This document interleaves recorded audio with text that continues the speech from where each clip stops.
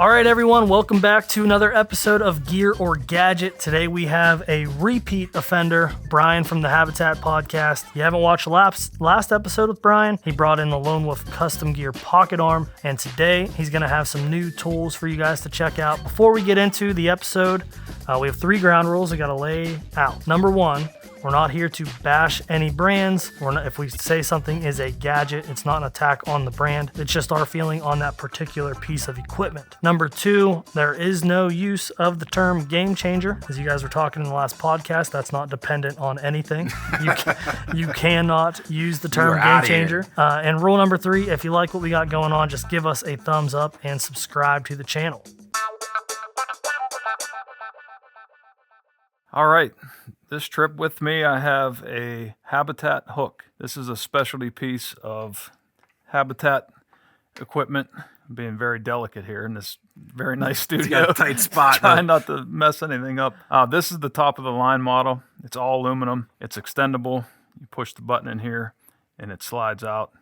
All stainless steel teeth, very strong. The purpose of this is twofold. When you're hinge cutting, which can be controversial, a lot of guys don't like the hinge cut, but this hook will help you pull that down in the direction that you want it to go, or you can push it with this top V part if you're pushing from behind or if it gets hung up. If you're not hinge cutting, if you're not a hinge cutting guy, this hook is great for when those times you can't avoid, obviously, every tree falling exactly where you want it so they can get hung up. This will extend from, it's 7 foot as is, it'll extend to 9 feet and also 11.5 feet. So if you get something hung up higher, gives you more leverage, you can grab onto that higher branch and pull it down where you need it to be. But super lightweight for everything that it does, the aluminum model. It's only 7 pounds. It is expensive, but like we talk about a lot, Chad mentions it all the time, cry once, buy once. And just a great piece of equipment. It's not hard to carry in with your chainsaw. It's not weighing you down. There is a cheaper steel model if you don't want to spend the money on the aluminum model, but I'd highly recommend it for sure.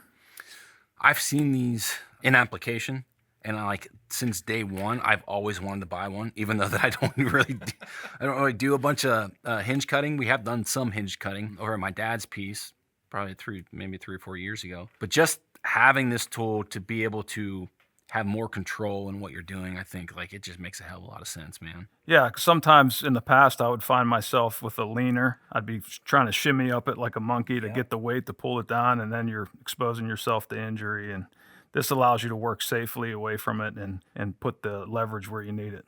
Yeah, it seems way more efficient to have a tool meant to aid you in that sense. I mean, going out there without that, you're just hoping and praying, and then once you get a tree that doesn't lean the right way, you're not like, now what? Now What do we have to do? And you need to solve a problem. Problem solver right there. So you said this is 7 pounds?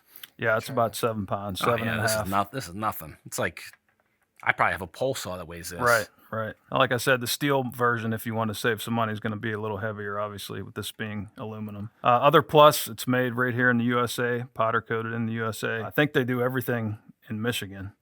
So it's nice to be able to support products that are made here. So I got to imagine with you guys doing as much Habitat work, like this is in the back of your truck or in your field kit 24/7. Pretty much, yeah. Yeah, we just got back from helping a client not far west of here, and we used both of them all day. And it's really nice if you got a second person to give a little push while you're sawing, and that way that tree's going to drop exactly where that person's pushing it. Very nice, very nice. I got to say it's a piece of gear.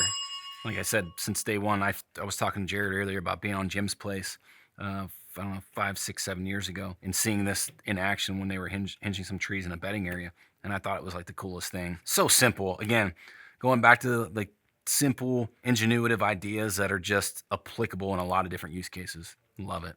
Yeah, I would agree. Piece of gear for habitat improvers. I'm not that guy. I'll probably never use one a day in my life, but I could see its use case. I could see its benefits. So yeah, if you're in need of something like that, gear. And when guys are talking about hinge cutting and added tools, like this is it. Oh yeah, right here. Absolutely. That's all you need. Yep. A saw on that. Absolute piece of gear for me. What you got, Cameron? If you guys have watched any of the previous episodes, we're kind of on this archery thing. Very much so. We're learning a bunch, and today I'm going to talk about Aero Wraps. They look real cool. They do look cool. They look real cool. They don't do anything for your arrow. They don't do anything positive for your arrow other than look cool. Pure cosmetics. The downsides to an arrow wrap. Let me just say this right off the bat. I bought this arrow because of how cool it looks. I'm dead serious. I was like, man, that's a slick looking arrow. Got the wrap on it. It's all white. So it looks super clean. I purchased the arrow because of how it looks cosmetically. I was like, oh, it's got to work, right? Paid a lot of money for it. It's got to work right. Well, the wraps caused me a very bad problem, and that's the problem. The way the wrap sticks to the arrow is garbage. I'll just say that. So wraps are a cosmetic addition to an arrow, and the problem with them is most of the time you cannot guarantee that these are going to be super concentric on the arrow. So as you can see right here, Brian, that wrap overlaps, correct? Yeah. And then where's that vein? Right on the overlap. Right. So at that point right there, you have the heaviest part of this arrow. It's not by much, but when you're talking downrange shooting at 280, 290, 300 feet per second, that's going to affect the flight of your arrow, and it's not going to be what you want. Yeah, you essentially have one vein that has a bigger signature than that's a 4-fletch. So your other 3 veins, when that arrow is rotating, what do you think that's going to do? I'm going to go back to the prank example of like duct taping a bunch of nuts to somebody's drive shaft on one side. Like when the drive shaft starts spinning, like what does it do? Right, it's going to pull and it's going to affect the flight. It's going to slow everything down and it's going to be way less efficient. So that's one issue with it. The second issue with it is the way that they're printed. You can't guarantee that it's the same thickness all the way around from the piece of paper. And you also cannot guarantee that this is going on here perfectly concentric in a circle. So you're going to have inconsistencies all the way throughout this vein. Another disadvantage to wraps, which this is something that I didn't really think of, but Dave with Vital Limits talks about a lot. The main reason he doesn't like wraps on arrows is it hides flaws in the arrow. If your arrow's cracked underneath here, you don't know that.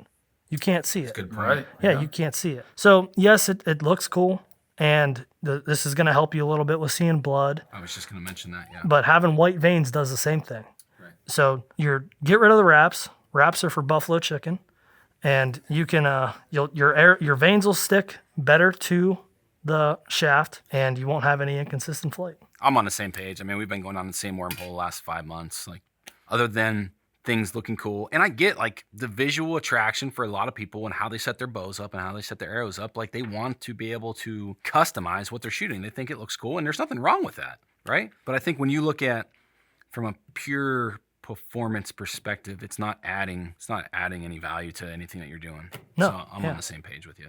What about you? Yeah, I agree. I've never used the wraps, but now you got me thinking. We were talking earlier. I said I use spray paint, kind of a throwback from when they used to dip the arrows into the paint jars to color. I wonder if my spray paint coverage isn't even. I'm sure it's not. Has an effect. Absolutely. So definitely something to think about, and on the same page for sure. Yeah, Gadget. Yep, love it.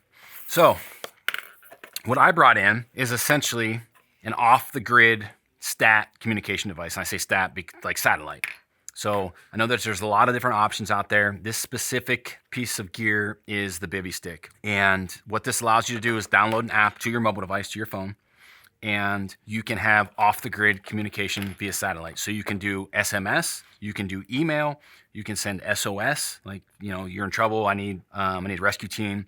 You can share data points or like GPS, not data points, but GPS location. And you can also receive off-the-grid weather to your phone. So you download the app.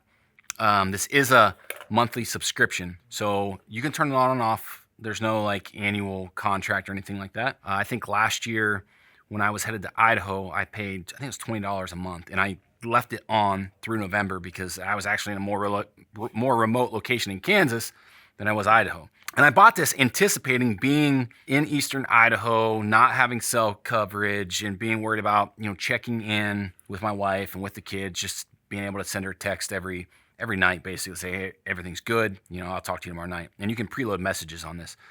However, I regret buying it. It's not a cheap device. You have the monthly service fee when it's active. And I didn't use it once. Didn't use it one time. Whether I was in Kansas or Idaho. Did you not use it because you didn't need it? Yes. And that's what I'm going to get to. I think that a lot of times as Easterner guys, whitetail guys going west, we have this anticipation or thought process like we're going to be super remote. We're backpacking in 10 miles. And we did. Like, I'm not saying we didn't do that. Like, we were in some remote stuff. But I was never so isolated where I was forced to use this. Somewhere on a ridgetop, somewhere on a mountaintop, somewhere throughout the day, I could typically look down on my phone and have service. And that was enough to send a text out. So I'm not saying this specific piece of gear is a gadget, because I do think if you're in Alaska, if you're in BC maybe, if you're in, there's parts of Montana, parts of Wyoming, that having this in your backpack on a 10-day backcountry hunt probably pays dividends. I just didn't get to that point where I absolutely needed it. There's a lot of other options. There's a lot of handheld GPS Garmin's that do the same thing as this. The reason I purchased this is that 99% of my mapping is done on my iPhone. I have Onyx. That's where all my e-scouting is done. That's where my weather stuff is. That's where I'm, if I'm sending texts, obviously I'm using my phone. So I thought having this with me, I'm never going to be without my phone. It may be dead, but I typically have it. That would make sense to have an add-on hardware device with the app versus being reliant on a totally separate device and having to manage a separate device. So that's the reason I went with this. But again, I'm not saying it's a gadget. I just never had the opportunity to use it, and I regret the purchase. So if you're out there headed on your first Western hunt, your first elk hunt, let this be words of caution or words of wisdom. Just put a little more thought process into a stat communication device if you're thinking about it. I'm kind of thinking to myself on the other side of playing devil's advocate a little bit. But if you were to get in a scenario where you needed the SOS feature and you couldn't, say you broke your leg and you couldn't go to the top of the mountain to get service because your leg was broken, I could see having it with you being more beneficial than when you didn't need it. Just like a fail safe is a what if. Like if you're going to a place that there is potential for not having service and you can get yourself in a scenario where you can get hurt, it might be worth having. So are you still going to take it with you? I don't know. To be totally honest, I'm headed west again this year, and I don't think I'm going to take it with me, because my thought is I wasn't always with another person. Like, we hunted several days by ourselves, but typically you're camping with another guy. Like, if you don't come back to camp, maybe there's something up. Like, you set some parameters, some safety parameters around there with the people that you're hunting or the party that you're hunting with. There's always a broken leg. Is it going to cost you your life? I don't know. Probably not. But would it be nice to have if it did? Yeah, it would be nice. So I could see, it's better to have it and not need it than to need it and not have it. I get it. But just from my perspective, to me, it was, I regret the purchase. Sure. Yeah, like you said, they're not cheap, so it's not. No. And again, not a piece of gadget, or not a piece of gear, but not a gadget. I just regret the purchase in general. I know you go west and do a bunch of stuff. And you nailed it. Like, you think going out there, the first time you go out there, you're not going to have connectivity. But today's day and age, it's very rare not to have cell coverage anywhere. But to Cam's point, if you're in that one spot and you need help, I could see the argument for it, and then it's priceless. It's priceless at that situation. Yeah.